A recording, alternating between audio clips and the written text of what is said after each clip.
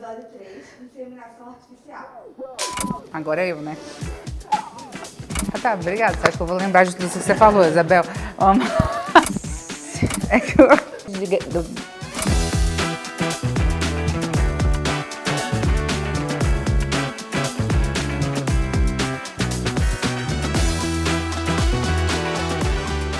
Nos episódios anteriores do Papo Saúde, nós falamos sobre infertilidade e sobre congelamento de óvulos. E hoje nós trouxemos o Dr. Geraldo, que é um especialista em inseminação artificial, para falar sobre essa ferramenta que é uma alternativa real e possível para tantos casais. Então quero agradecer o Dr. Geraldo aqui e para falar sobre a sua experiência, que fez uma fertilização, mas para contar para a gente também um pouquinho sobre a sua história, nós trouxemos a Natami aqui. Então muito obrigada. Obrigada a você. Muito obrigado pelo convite. É um prazer estar aqui.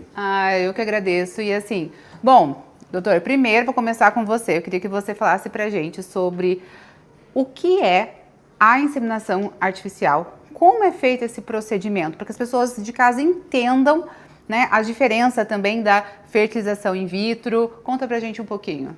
Eu vou te contar uma história que foi muito legal. A paciente uma vez falou assim: por que todo médico só indica fertilização in vitro e não inseminação? Só porque é mais caro? Eu falei, não, é porque a taxa de gravidez é melhor. A chance de você engravidar com relação natural é 15% por ciclo, é baixíssima. Você fala, mas e aquela paciente que teve relação um único dia e engravidou? Ganhou na Mega Sena sozinha, porque não é Nós assim. falamos isso no último episódio, inclusive, porque isso, as pessoas elas acham que é super fácil engravidar. E aí, quando você vai ver as estatísticas, não é não, gente. Não é. Realmente era para ser. A raça humana é muito ruim de reprodução. Você tem um gato lá, transou, gatinho. Cachorro, mesma coisa. Cavalo, mesma coisa. Quer dizer, é 100% de acerto. Não tem... A raça humana é 15% só. Então, você fala assim, desde a hora da fecundação até a hora da implantação, só 20% vai evoluir, vai dar certo. 15% a 20%. Nessas pacientes que tentaram coito natural programado, tentaram relação há muito tempo e não engravidaram, a gente tem que pesquisar. Todo casal com vida sexual ativa há mais de um ano, em pacientes jovens, pacientes com mais de 35 anos, esperem só 6 meses, pessoal, porque a idade da mulher importa muito.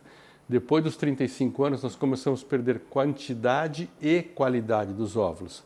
E aí, todo o tratamento começa a perder a taxa de sucesso.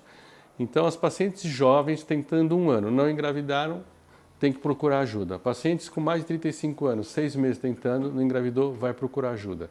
E tem que fazer chapa das trompas, ultrassom com preparo intestinal, ressonância magnética pélvica, hormônio antimileriano, contagem de folículo antral, espermograma do marido, porque eles acham que o homem nunca é o culpado. E não é assim, 30% tem fator masculino envolvido. E aí, com o diagnóstico, a gente vai propor o tratamento. Então, você fala, por que você fala, sempre faz FIV? Não. Muitas das vezes a gente faz FIV, por quê? Porque a taxa de gravidez da FIV é 60%, às vezes chega até 70%. Em compensação, a inseminação só vai te dar 30% de sucesso. Você fala, é o dobro da relação natural, mas é pouco. Então, é importante assim, eu já tive uma paciente que eu atendi, ela falou assim, eu já fiz 3 inseminações, eu quero fazer a quarta. Eu falei, eu não vou fazer. Você vai em outro médico, eu não vou fazer a tua quarta. Você já fez 3, não deu certo, não vai dar certo na quarta.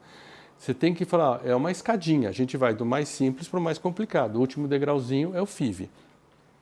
A inseminação, a gente estimula a ovulação da paciente, faz ultrassom, vê o dia que essa paciente está ovulando, aí você passa uma sondinha fininha dentro do útero com os espermatozoides capacitados, ou seja, não é o espermatozoide que é ejaculado na vagina, esse espermatozoide que é ejaculado, ele é capacitado, ele é preparado no laboratório, a gente passa a sondinha e joga o espermatozoide lá no fundo do útero, próximo da trompa. Eu estou usando um atalho, ou seja, em vez do espermatozoide cair na vagina, ter que subir 7 centímetros de útero, mais 7 centímetros de trompa, para fertilizar lá no final da trompa, eu já jogo ele lá em cima. E jogo só os melhores, os que estão já capacitados, que vão nadar melhor. Mas é importante você saber, do que o homem ejacula na vagina, apenas 1% chega lá em cima do lado do óvulo. Por isso que a taxa de gravidez é pequena, por isso que tem que ter um espermograma no mínimo com 10, 12 milhões e com motilidade boa e com forma normal, porque senão não vai chegar nada lá em cima do lado do óvulo. Você imagina, você ejaculou 100 milhões, chegou 1 milhão só lá em cima. É isso que acontece com toda a ejaculação com relação natural. E a inseminação vai te dar uma taxa um pouco melhor de gravidez, mas não passa de 30%. E para isso você tem que ter algumas condições. Você tem que ter trompa boa, você não pode ter trompa alterada. Se a trompa estiver alterada, não vai funcionar ou vai dar uma gravidez na trompa. Você não pode ter endometriose, ou se for endometriose, tem que ser uma endometriose muito leve. E você não pode ter fator masculino severo. Se for uma alteração discretinha no sêmen, é possível. Mas é importante saber, não vale a pena fazer 3, 4, 5 inseminações. Fez uma, não deu certo, muda de etapa. Fala, ó, o degrauzinho da escada funcionou, vamos para o próximo degrau da escada. É importante isso, né? E, gente, a Natami, ela é casada com a Isa Mariana e fizeram FIV, né? Você pode contar pra gente um pouquinho sobre toda a sua experiência, o que levou vocês a fazerem, quando vocês tiveram essa conversa e decidiram optar pelo procedimento? Eu acho que essa conversa já rolou no primeiro encontro. Tipo, queremos ser mães, então vamos, se tudo der certo aqui na nossa relação, em uma relação homoafetiva, a gente tem que se programar, né? Não tem muito o que fazer, a gente tem que se programar, tem que planejar, e foi assim que aconteceu. Eu acho que em 2022, mais ou menos, nós começamos a falar sobre procurar uma clínica, um especialista para começar, né, a preparação e tudo mais. Porém, naquele mesmo ano, eu acabei tendo algumas questões eu tive síndrome do pânico, então a gente parou naquele momento o processo todo.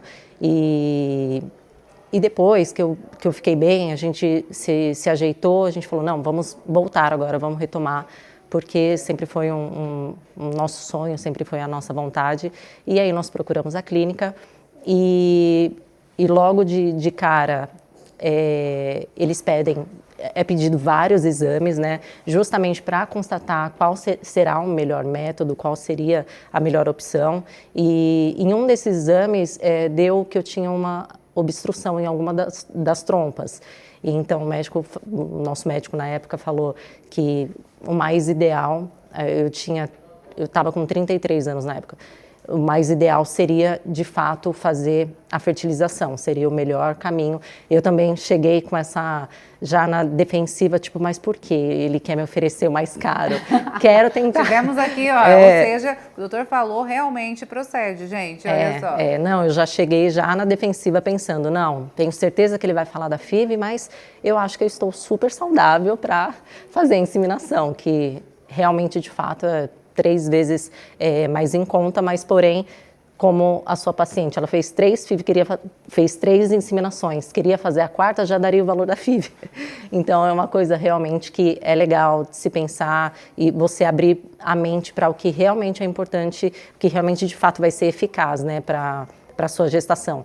E daí nós demos início à FIV, tivemos todo o apoio, o suporte do começo ao fim em relação, a princípio, o começo da etapa, são feitas realmente são muitas fases, etapas que a gente tem que passar e algumas mulheres, por isso que tem muitas dúvidas, é incrível isso que vocês estão fazendo aqui, obrigada de novo, porque nós, por exemplo, depois, né, depois da gestação ser positiva, na verdade, só depois que a neném nasceu, nós compartilhamos, né, toda a nossa experiência com a FIV e até hoje a nossa neném vai completar 2 anos e as pessoas ainda perguntam como foi todo o processo. Hoje mesmo eu estava fazendo uma live e algumas seguidoras me perguntaram, eu falei, olha, que coincidência, hoje eu vou fazer um podcast com 2 pessoas incríveis falando sobre isso.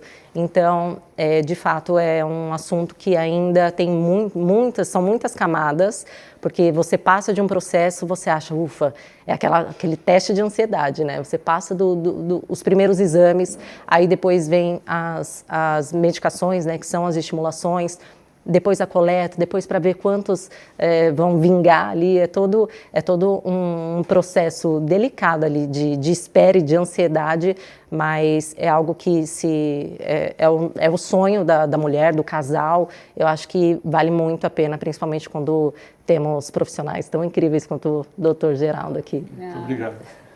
E coincidentemente, minha paciente, isso não foi combinado, pessoal, verdade. foi Não foi sem combinado, querer. mas olha só como o mundo, o mundo vem aqui e faz as coisas darem certo, É né? verdade, Acho que é um fizemos. sinal, hein? Acho que É um sinal, com certeza.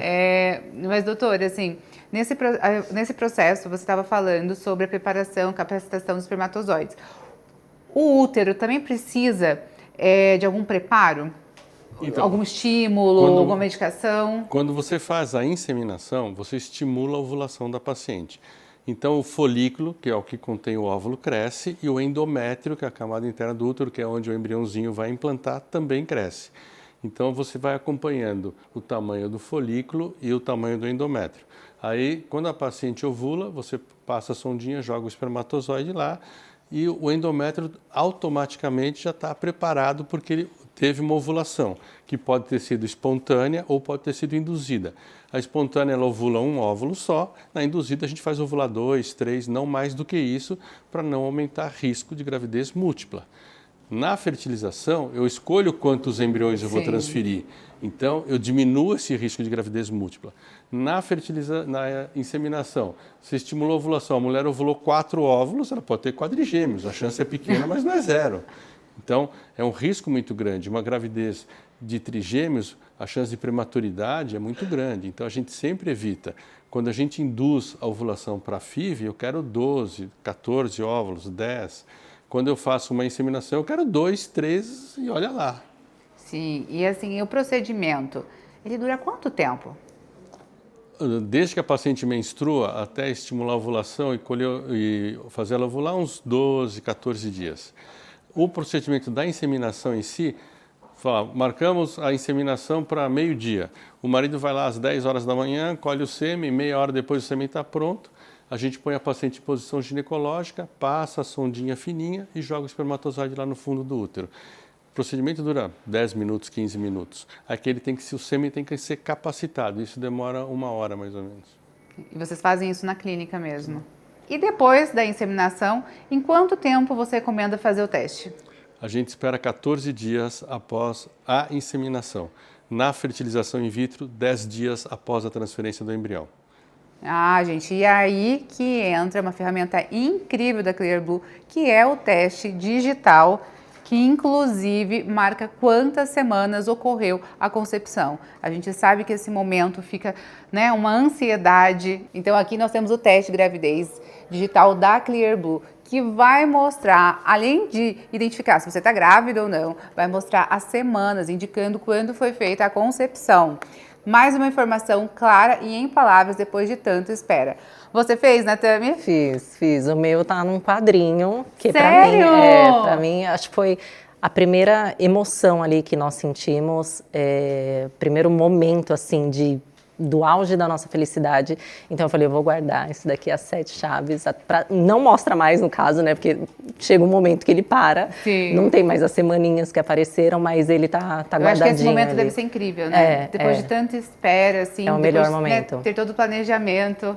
É o melhor momento. Ai. Doutor, e fala pra gente qual é o maior medo ou receio quando as pessoas procuram você no consultório?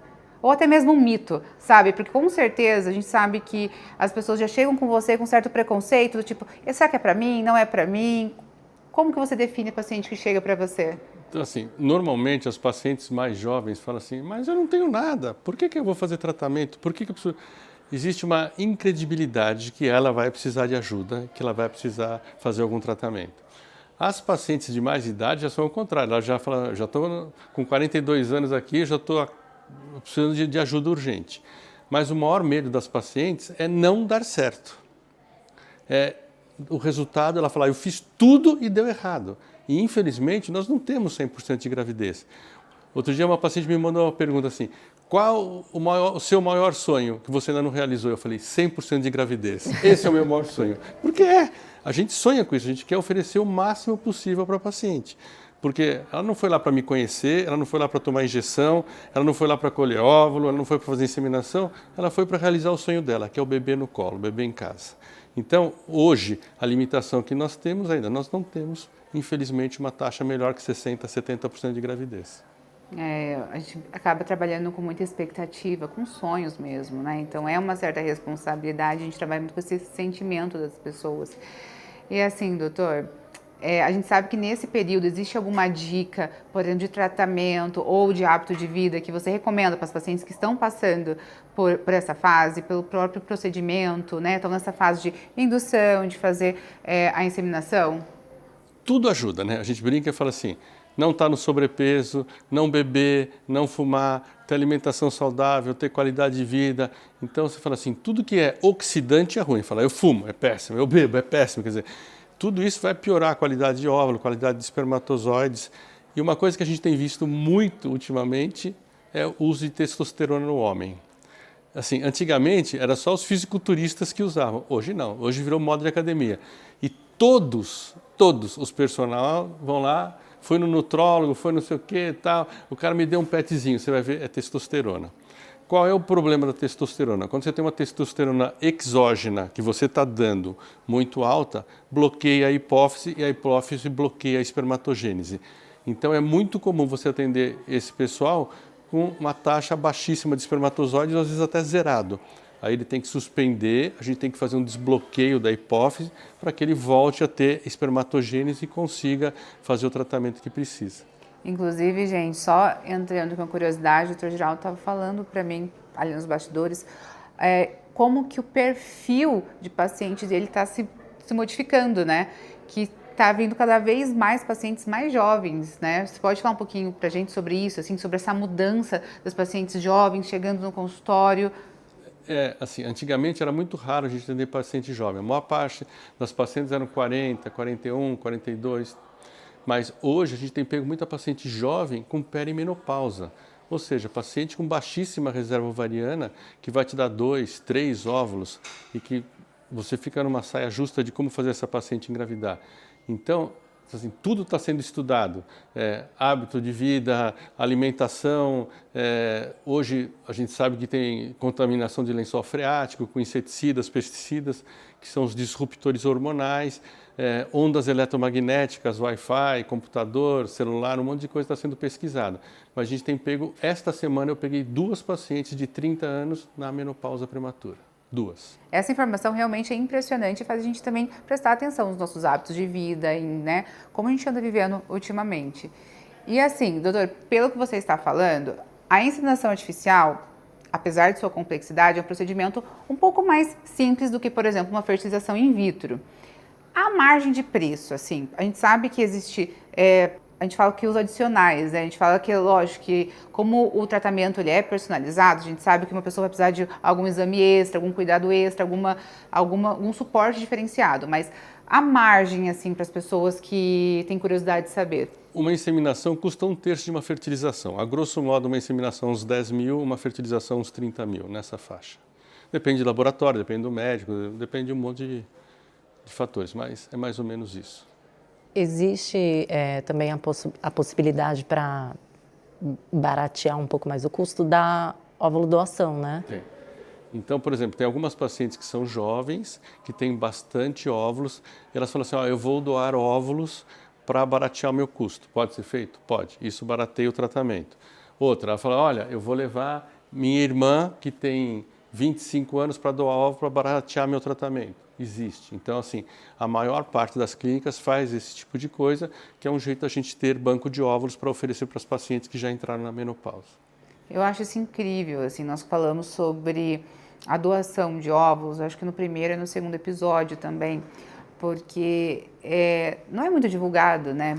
E é uma ferramenta que possibilita o acesso maior das pessoas. Então, às vezes ela consegue fazer uma parte doando, se ela for mais jovem, doa uma parte de óvulos ou leva alguém para doar e consegue ter uma parte custeada ou, né, mais acessível do tratamento, né? Hoje existem essas alternativas, porque antigamente nós falamos em inseminação ou até a FIV, nós falávamos de valores assim estratosféricos. A gente vê que com a mudança, né, com as novas tecnologias, a gente conseguiu transformar um pouco mais acessível, né, doutor? A gente... Faz só 30 anos que eu faço isso. Aí, gente. Apenas. Então ele pegou desde o começo que era lá em cima, ó. Ele fez todo. Eu peguei a época que a gente transferia embrião no 3º dia. Não Sério? não tinha tecnologia no laboratório para levar o embrião para blastocisto, que é o embrião do 5º dia, que a gente transfere hoje. Então a gente pegou uma época de taxa de gravidez muito ruim. E a técnica do laboratório era ruim, meio de cultura era ruim. Hoje mudou tudo, as incubadoras são ótimas, meio de cultura, agulha de punção, tudo evoluiu. E com isso melhorou a taxa de gravidez de todos os tratamentos. Agora, você fala assim, a gente ainda tem as limitações da idade da paciente, da quantidade de óvulos, da qualidade do sêmen. Tem alguns pacientes que a qualidade do sêmen é tão ruim que a gente fala, olha, não dá para usar teu sêmen, tem que ser banco de sêmen. Óvulo, mesma coisa, o paciente está com 44 anos, lá tem 2 óvulos, vem um embrião alterado, não dá para ficar insistindo no teu óvulo, tem que pensar na doação de óvulos. Por isso que as clínicas hoje, todas as clínicas têm banco de óvulos, porque não é porque a gente quer, mas é porque precisa para ter uma opção para uma paciente que já entrou na menopausa. Essa menina de 30 anos que entrou na menopausa prematura, foi o médico, que é meu amigo, que ela é sobrinha dele, mandou, falou, Geraldo, se vira, cara, porque está na menopausa com 30 anos, o que eu vou fazer? Então essa menina, não é que ela quer, ela vai ter que usar banco de óvulos, é a única opção que ela tem. E tem uma coisa importante também, teve um trabalho da OMS que levantou a espermatogênese dos últimos anos, 30 anos, e mostrou que teve uma piora significativa da qualidade do sêmen do homem. Ou seja, nós estamos evoluindo para cada vez mais infertilidade masculina e feminina, o homem com piora da qualidade de sêmen e as mulheres com baixa reserva ovariana. Nossa, é importante falar isso porque, às vezes, as mulheres carregam a culpa sozinha, né? Assim, como se a gestação, a concepção, dependesse somente dela. E, então, é interessante a gente trazer essa informação, porque não é só a gente, é os dois, no caso, né? E, assim, Natami, você, olhando para trás, assim, qual foi o momento mais desafiador para você? Você falou que, inclusive, esperou um pouco para falar, né? Então, assim, qual foi o momento desafiador? Qual foi o momento que você respirou aliviada e que você sentiu a necessidade de compartilhar para as pessoas?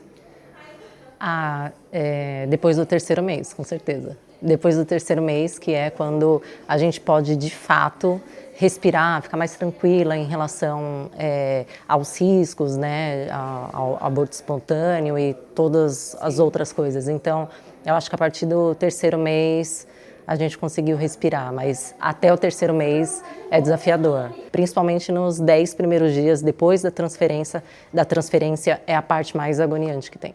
A gente fala, olha, o beta positivo parabéns, o beta dobrou, tá ótimo. Quando que nós vamos comemorar? Depois do primeiro ultrassom, que a gente faz com 6 semanas, que é 15 dias de atraso menstrual ou depois de 15 dias do primeiro beta. Aí sim, viu o embrião, viu o batimento cardíaco, você fala, pode ficar tranquilo? Pode. Se você fez estudo genético do embrião, o risco de aborto é muito pequeno, ao redor de 5%. Se você não fez o estudo genético do embrião, a gente não sabe se ele é euploide ou não, aí o risco de aborto vai até 20%. É bem diferente. E agora vamos fazer umas perguntas para você, que a galera mandou. Eu abri uma caixinha de perguntas e eu selecionei algumas aqui. Primeiro, inseminação artificial dói? Nada, é igual um Papa Nicolau, é muito tranquilo. A sonda tem 1 milímetro, a gente passa com maior delicadeza no colo do útero e a hora que chega pertinho do fundo do útero você joga o sêmen ali. Então é totalmente indolor. Dá para escolher o sexo do bebê?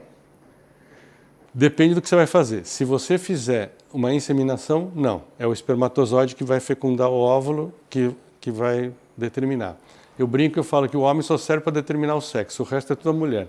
Porque se o espermatozoide dele que fecundar for um X, vai ser uma menina. Se for um Y, vai ser um menino. O resto é tudo a mulher que determina. E se você fizer fertilização in vitro em paciente com 37, 38 anos, ou paciente que tem histórico de aborto anterior, que precisa fazer o estudo genético do embrião, aí você fica sabendo o sexo do embrião. E daí sim você fala assim, eu tenho um casal, eu posso pôr primeiro o menino ou primeiro a menina? Pode. O que não pode é que o CRM não deixa, a paciente que fala assim, eu tenho 3 meninas que eu engravidei naturalmente, mas eu quero um menino. Eu vim aqui fazer fertilização in vitro só, única e exclusivamente para ter um menino. Aí não pode, o CRM acha que isso é sexagem e é proibido.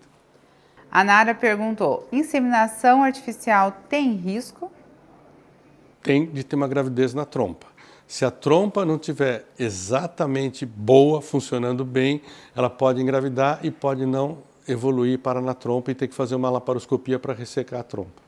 A Letícia perguntou, eu que escolho se farei inseminação ou FIV? Eu vou ser grosso, não. A gente já respondeu isso aqui, hein? Mas a gente vai fazer sua pergunta, Letícia. A gente pegou sua pergunta. É assim, ó, não. Quando você entra no avião, você fala para o piloto, esse é meu plano de voo? Não, é a mesma coisa. Então, assim, quem vai decidir isso é o médico. Assim, a gente vai decidir o melhor tratamento possível para o paciente. O objetivo não é fazer o paciente gastar dinheiro, tomar injeção, é falar, ó, eu vou te oferecer a melhor taxa que você pode ter no teu caso. Então, assim, tem caso que resolve com relação natural, tem caso que vai para a inseminação e tem caso que vai para a fertilização. Então, quem determina isso é o médico. É muito importante, acho que nesse momento a gente pontuar essa relação médico-paciente. Eu acho que você que passou por isso, você vê a importância que é, né? Você confiar em quem está te assistindo nesse momento, porque a nossa saúde mental até, a gente sabe que hormônio, a gente sabe a pressão, a oscilação que deve ser esse momento. Então, foi importante para você confiar em alguém, assim, ter essa... Foi demais. Até pelo que eu comentei no começo, que eu estava vindo de um tratamento de síndrome do pânico, né? Então, meu médico, junto com a minha psiquiatra, eles conversaram e encontraram a melhor solução, sempre me deixando completamente segura, né? Naquele momento, principalmente. Então, ter alguém de confiança faz total diferença, assim, sem dúvidas nenhuma. É um olhar humanizado, né, que torna tudo ainda mais especial. Hoje a gente tem muita clínica de reprodução em São Paulo e muitas clínicas boas. Então a paciente tem que ir onde ela se sente acolhida, onde ela gosta do médico, onde ela consegue conversar com o médico, que ela consegue mandar mensagem, o médico responder, que ela tem que se sentir importante, ela não pode se sentir mais um número. E ela tem que confiar no médico. Se ela não confia no médico, ela vai estar sempre com o pé atrás. Ah, não deu certo porque eu falei que era para fazer, que não era para fazer isso, fazer aquilo. Então, assim, você tem que confiar. É uma relação de confiança muito importante. Sim. A Maria perguntou se os hormônios da inseminação, eles engordam. Isso é uma preocupação geral, né?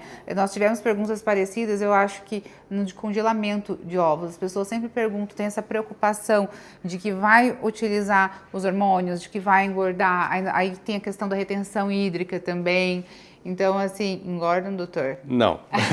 Aqui, ó, a obesidade mórbida. Aqui, ó. Aqui, gente, olha só. Então, mas morri de medo, gente. Mas é um medo comum? Agora, vamos falar, é um medo certeza. comum. E no caso, quando estávamos conversando até sobre congelamento de ovos, eu não tenho vergonha nenhuma de dizer que uma das minhas maiores preocupações era justamente eu estava pensando assim, poxa, a gente fica ali o dia inteiro pegando e tentando, né, não extrapolar ali na comida, isso aquilo. Eu falei assim, mas eu tenho que estar preparada com o psicológico para congelar, para pegar, porque senão eu falei assim, vou inchar muito. Eu já tenho uma questão com a balança muito importante, eu já tive assim... outra obesidade mórbida. Hoje a coisa está dura aqui. Mas gente, eu sempre tive, assim, até distorção de imagem, passei por várias situações, assim, de problemas com espelho, assim, né, com autopercepção, autoimagem. Então, a questão de congelamento, de usar alguns hormônios, usar as medicações, sempre foi uma questão importante, um ponto importante para mim.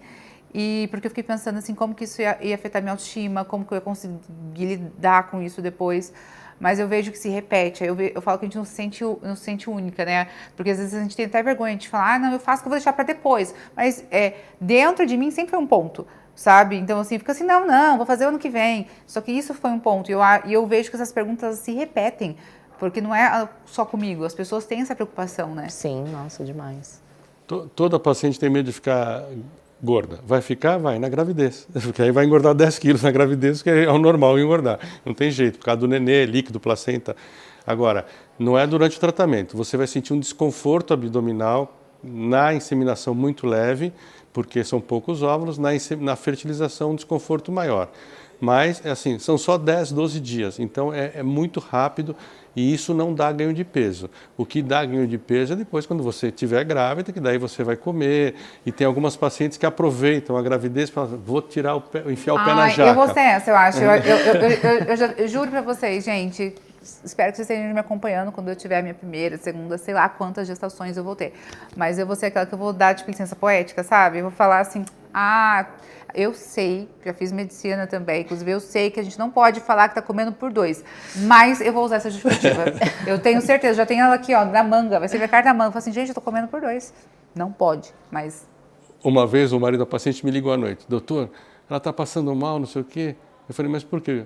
Ela está com uma dor abdominal importante. Eu falei, é que nós fomos comer pizza de calabresa e ela comeu uma pizza. Eu falei, tá bom, qual o problema? Doutor, você não está entendendo, não é um pedaço, é uma pizza. Eu falei, não, pera aí. Você está me falando que ela conseguiu comer uma pizza de calabresa inteira, 8 pedaços. Eu falei, faz ela vomitar, que é o único jeito dela melhorar. Ela está passando mal por isso. Comer uma pizza inteira, entendeu? Não dá, vai passar mal mesmo, não tem o que fazer. E doutor, como você vê o futuro da inseminação artificial no Brasil? Você sabe que eu acho que cada vez mais. Eu assisti uma aula uma vez no Congresso Europeu e uma médica falou, olha, no futuro, as gerações do futuro vão fazer fertilização in vitro com o estudo genético. O pessoal vai ter relação só para ter relação, para prazer, não para procriação. Ela falou, porque cada vez mais os casais estão casando mais tarde, estão tendo os filhos mais tarde, as pacientes estão tendo pior da quantidade de óvulos e qualidade de óvulos, e a taxa de gravidez é diretamente proporcional à idade do óvulo e à quantidade do óvulo. E ela falou assim, os homens estão piorando o esperma. Ela falou assim, então o futuro é que ela falou, nós não vamos ver, nossos filhos não vejam, mas talvez nossos netos já vejam que as gerações do futuro farão fertilização com estudo genético para evitar nenê com síndrome de Down, entre outras síndromes, que às vezes a mulher fica a gravidez inteira esperando o parto, o nenê tem síndrome, alguma síndrome incompatível com a vida e morre. Ou seja, logo mais não vai ter mais o deixa acontecer naturalmente, né, gente? Porque antes até nós estávamos falando sobre quanto que esse padrão de mudança de comportamento mesmo, né? Meu sonho sempre foi ser mãe, porém eu fico sempre, não é mais natural, eu fico querendo encaixar isso na minha vida. Então eu acredito que é importante a gente falar sobre a saúde reprodutiva para a gente conseguir fazer isso com cada vez mais informação, de uma maneira mais consciente, com mais responsabilidade também, né? E principalmente para evitar complicações, né? Porque a gente tá falando de complicações para o bebê, complicações maternas também, né? Tem todo esse cuidado.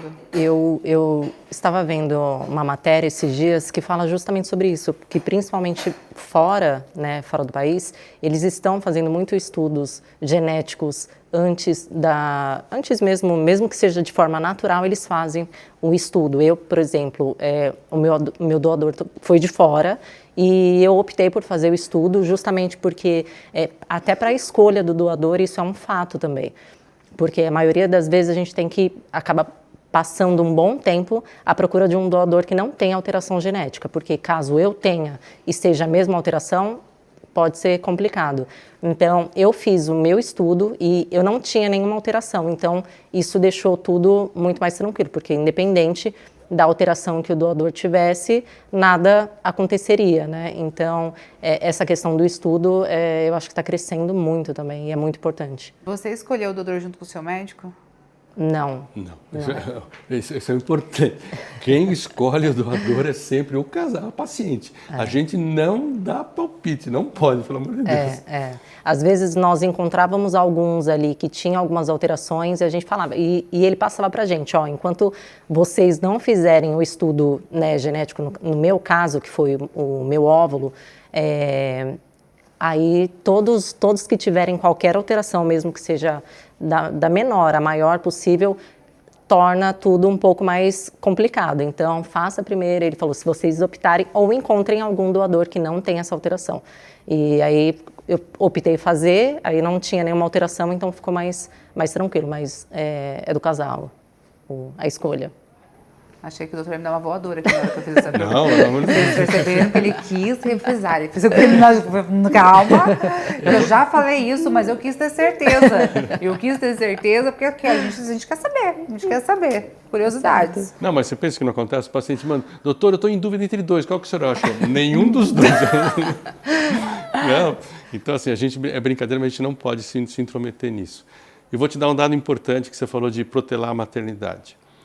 Antigamente era consenso mundial que a gente devia congelar óvulos aos 35 anos.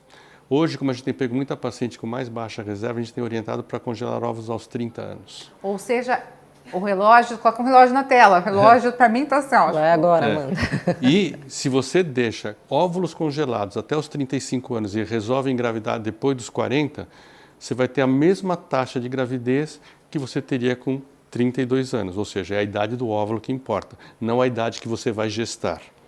Se você não deixou óvulos congelados e vai fazer tratamento aos 40 anos, a tua chance de gravidez cai para 30%, é metade do que para quem deixou óvulo congelado.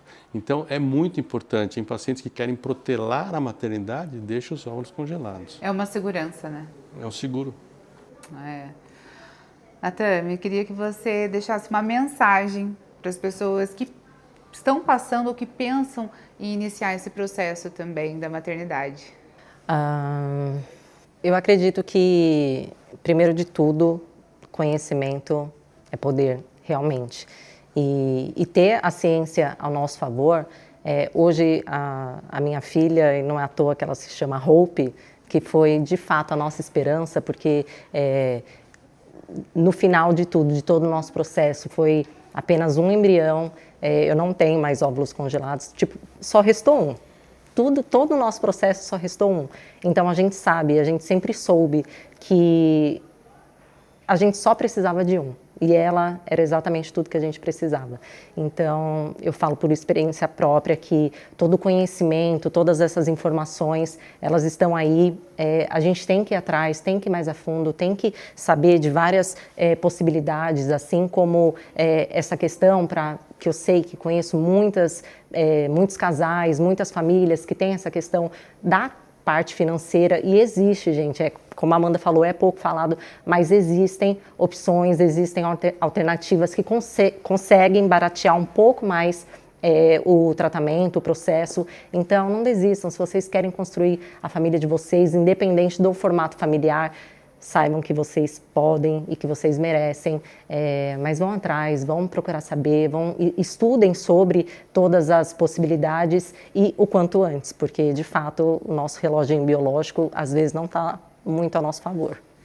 E você, doutor, quer deixar uma mensagem para as mulheres que estão pensando em entrar nessa jornada ou que já estão também? Eu brinco que eu falo, nunca desistam dos seus sonhos. O sonho não tem preço. E a realização desse sonho vai ser assim, a sua maior realização e a da gente também. Pode ter certeza que a gente sofre junto, que a gente vai lá, faz o melhor possível para que dê certo. Então, é muito importante. Procurem ajuda. Não é vergonha nenhuma não conseguir engravidar natural, não é vergonha nenhuma falar que fez inseminação, falar que fez fertilização. Você não quer falar? Não precisa falar, mas vá procurar ajuda. Não fique perdendo tempo achando que está tudo bem, porque não está tudo bem. Se você está há 6 meses tentando engravidar e não está engravidando, alguma coisa está acontecendo. Precisa de ajuda. Não é o ginecologista comum que vai te ajudar. Tem que ser um especialista. Quero agradecer a presença de vocês. Tenho certeza que esse papo foi enriquecedor. Vão surgir novas dúvidas e nós já estamos organizando aqui para marcar uma live e responder para vocês. Gente, a inseminação artificial, ela é apenas um caminho possível nessa jornada que é a fertilidade, né? Então, quero agradecer e até o próximo Papo Saúde, que vai ser sobre fertilização in vitro. Hoje o doutor e a Natami já falaram um pouquinho sobre esse assunto, mas logo mais a gente aprofunda para vocês. Muito obrigada e até a próxima. Tchau.